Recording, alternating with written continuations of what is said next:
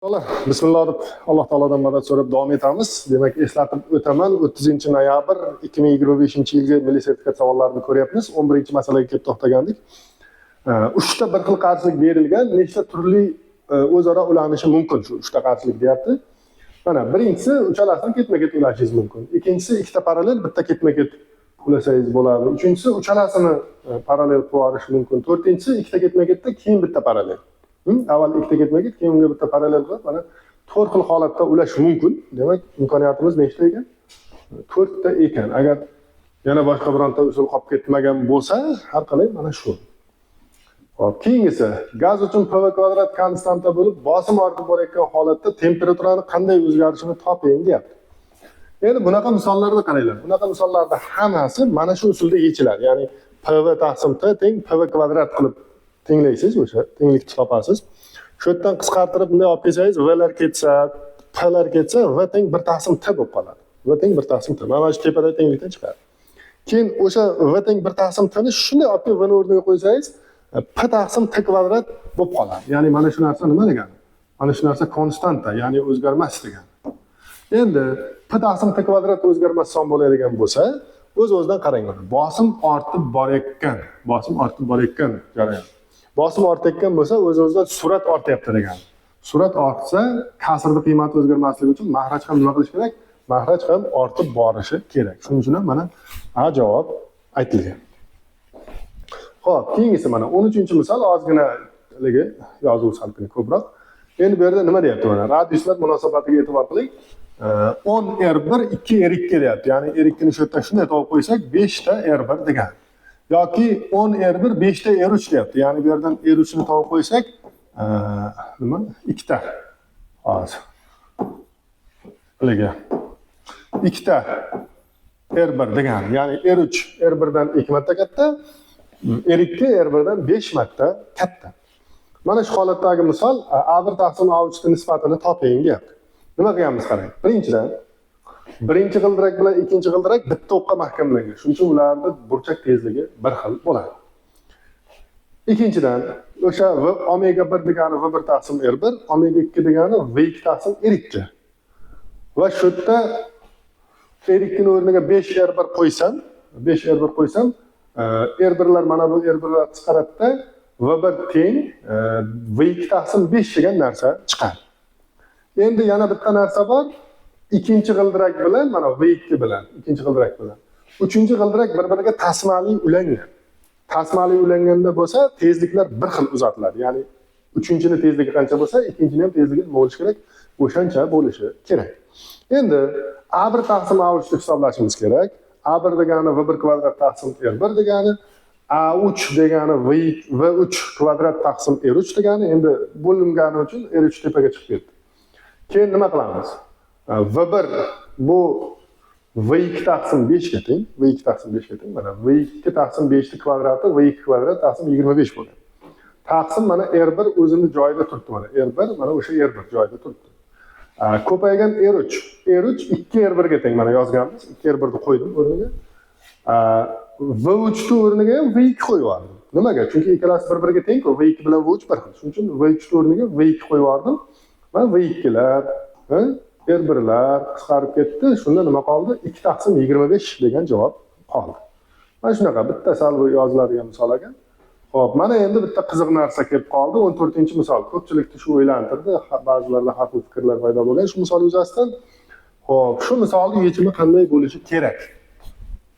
Endi bu yerda qaranglar. Mana agar 4 ta ketma-ket vektor, masalan bitta 2 ta, 3 ta, 4 ta ketma-ket vektor bo'lsa, F1, F2, F3, F4 bo'lsa, bu yerda 4 tovi ketma-ket mana bunday joylashgani uchun natijavisi 0 bo'ladi. Mana F1 T uzr. Bitta qaytara olamiz. F1 qo'shilgan F2 qo'shilgan F3 qo'shilgan F4 teng nimaga? 0 ga bo'lishi kerak. Endi hozir shu yerda shunday F2 ni bu tarafga o'tkazsak, F1 plus mana shu F2 deganimiz sal adashlik bo'ldi. Hay, F' deb qo'yaylik. F2 shtrix. F2 shtrixni bir tarafga o'tkazsak, F1 plus F3 plus F4 teng minusdan F2 shtrixga. F2 shtrix. Ya'niki agar mana F2 hozir chapga qarab turibdi-yu, shu o'ngga qarab turganda edi. O'ngga qarab turganda. Mana shu to'liq yig'indi 0 ga teng bo'lib ketadi. To'liq yig'indi 0 ga teng bo'lib ketadi. Hozir bizda 4 ta kuch bor. Ularni nima deydi? Mana shu yerda umumiy kuchni yozganda teng ta'sir etuvchisini topishda bundayda. Sal boshqacha ketibmiz. Xullas, biz izlayotgan mana bu umumiy narsani bir ko'rib oldik. Biz izlayotgan narsa bunday. F umumiy barobar F1 plus ya'ni to'g'ri yozilgan-ku. F2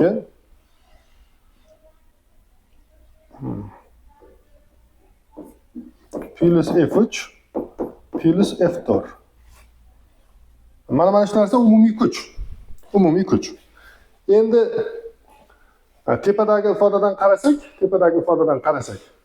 bu yerda F2 shtriximiz mana F1, F2, F4larning o'rniga o'tib ketadi. F1, F2, F4lar emas, mana bu. Haligi F3, F4 bilan F1 ga o'rniga o'tib ketadi. Ya'ni mana bunday qilib F2 qo'shilgan F2 shtrix desak bo'ladi. Va shu yerda F2 shtriximiz aynan F2 bilan qarama-qarshi.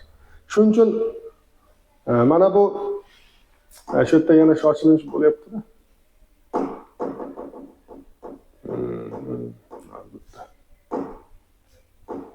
Shu minus qilishimiz kerak. Minus F2 shtrix. Qaranglar. F1, F3, F4larimiz minus F2 shtrixga tengda. 0 ga tengligidan shu narsa kelib chiqdi. F2 shtrixni bu yoqqa o'tkazdik. Agar mana unday bo'lganda dedik, 0 bo'lardi. Endi hozir unaqa emas, ya'ni bu teskari turibdi. O'shanda F2 minus F2 shtrix paydo bo'lib qoldi. Va men aytayotgan narsa shuki, aynan F2 bilan F2 shtrix bir-biriga o'zi teskarida. Mana qarang, F2 shtrix o'ngga qarab, F2 ni o'zi esa qayerga qarab? Chapga qarab. Mana shu yerda buni o'chirsak o'chadi, endi oldin yozdim, o'char ekan. Kerak emas bu narsa. Xo'p. Endi F2 bilan F2 shtrix qarama-qarshi va moduli jihatdan bir-biriga teng bo'lgani uchun mana unda yozdim. Shunda mana bu yoqqa o'sha F2 shtrix o'rniga minus F2 shtrix o'rniga F2 ni qo'ysam, F2 qo'shilgan F2 bo'lib qoladi va bundan 2 F2 degan javob chiqadi. Endi vektorlar ustida amallarda mana shunaqa joylari bor, o'rtoqlar. Mana shu joylarga sal diqqatli bo'lsak, shu keyingi safar shunaqa xatolar bo'lmaydi. Agar kimdadir mana shu misol noto'g'ri chiqqan bo'lsa, javobi uni 2 F2 bo'lishi kerak. Mana shu ko'k bilan yozilgan joylarga diqqatli bo'lsalaring, menimcha yaxshi bo'ladi. Hozir ham bir qaytadan tushuntiraman. Qarang, bu bizda real chizmamiz. Mana bu men o'zim qo'shgan chizma. Agar mana bunday bo'lganda nima bo'lardi? 0 bo'ladi. Yig'indi 0 bo'lish kerak. F2 shtrix. O'zim kiritganman buni. So'rab qo'yish chaltami. Xullas, endi shu yerda 4 ta kuchli yig'indisi 0 bo'lsa, demak bu nima degani? F1, F3, F4 yig'indisi minus F2 shtrixga nima degani? Teng degani.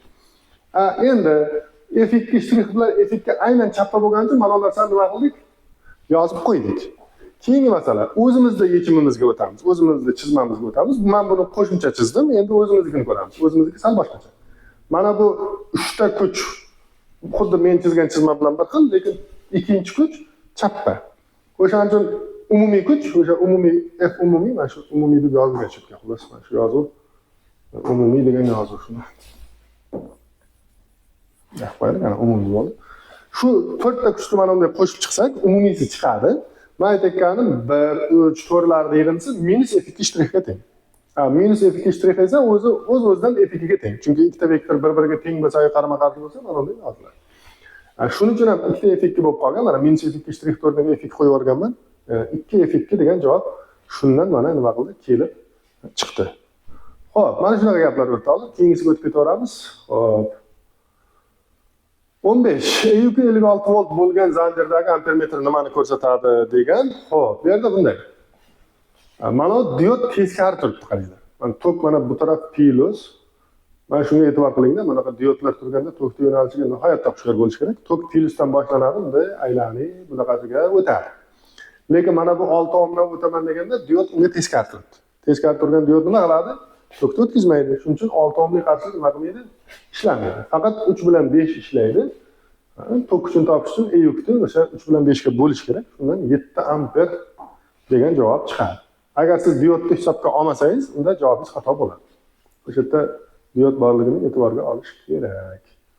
Xo'p, keyingi masalamiz sal kichraytirmasak ko'rinmay qoladi, taglari yozuvda ko'rinmayapti. Kichraytiramiz.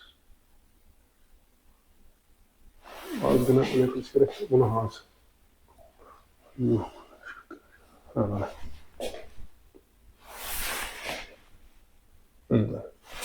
Bo'ldi. Endi ko'rinishi juda kichrayib ketmadi. Ko'taramiz. Bo'ldi, yaxshi ko'rinadi. Xullas, mana bunday haligi. Misolni o'qib olaylik. Mana kerosinga ikkita 1 xil 20 cm3 hajmli sharchalar, zichligi 4 marta farq qiladigan sharchalar tushirilgan, ip bilan boylab mana bunday tushirilgan deyapti. Birinchi jism yarim botgan holda, tepadagi jism yarim botgan holda turibdi deyapti. Ipni taranglik kuchi qancha deb so'rayapti. Endi xo'p, menimcha kattartirsak ham bo'ladi. Kattartirsak ham bo'ladi. Sal o'zi chekkasi ekan. Mana bu kuchlar joylashuviga e'tibor qiling. Kuchlar joylashuviga e'tibor qiling. Mana shu yerda ko'k chiziq bilan bunday bo'lib qo'yaman. Mana tepadagi jismga yarim arximet kuch ta'sir qiladi. Chunki yarimi cho'kkan. Og'irlik kuch pastga emji, taranglik kuch pastga katta. Tepadagi jismga ta'sir qilayotgan 3 ta kuch. Shu 3 ta kuch o'zaro teng bo'lishi kerak. Emji bilan taranglik tengilsa, F arximet taqsim 2 ga teng bo'lishi kerak. Pastdagi jismga F arximet butun ta'sir qiladi, chunki butunlay cho'kkan. Taranglik kuchi tepaga bo'ladi. Ipning taranglik kuchi tepaga. Pastga e'tibor qiling, 4 mg yozganmiz. Nimaga? Chunki zichliklar 4 marta farq qilsa, hajmi bir xil bo'lsa, massasi ham 4 marta farq qiladi. Tepadagini mg desangiz, pastdagini 4 mg deysiz. Ana endi shu yerda F arximet bilan taranglik tengilsa 4 mg ga nima? Teng. Ana endi nima qildim? Tepadan mg ni topdim mana bu yerda. Mg ni topsam nima bo'ladi? F arximet bo'lingan 2 ayrilgan taranglik bo'ladi. Va mana bu mg ni o'rniga shu narsani olib kelib qo'yibman. Qo'yganimda mana 4 F arximet taqsim 2 minus T bo'ldi. Buni soddalashtirdim. Mana bunday bo'ldi. Qavsni ochib, plus salqilay qilib. Undan keyin T ni topsak, mana bunday narsa bo'ldi. O'sha F arximetga teng bo'lib qoldi. Oxirida 32 millinewton degan javob kelib chiqdi. Shunaqa. Bu bir qiyin narsa emas. Endi o'sha kerosin zichligini 800 ligini qo'yishingiz kerak, 20 cm kubligini qo'yishingiz kerak, hisoblasangiz 32 millinewton degan javob shu yerdan taranglik kuchi chiqadi. Keyingisi, quyidagi birliklarda qaysi birini bir-biri bilan taqqoslash mumkin?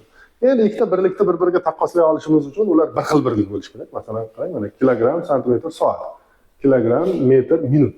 Bular bir xilligi turli bir xil birliklar.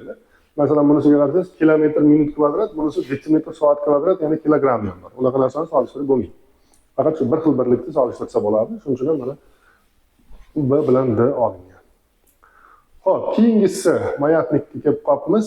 Xo'p, buni menimcha keyingi videoda davom ettirsak ham bo'ladi.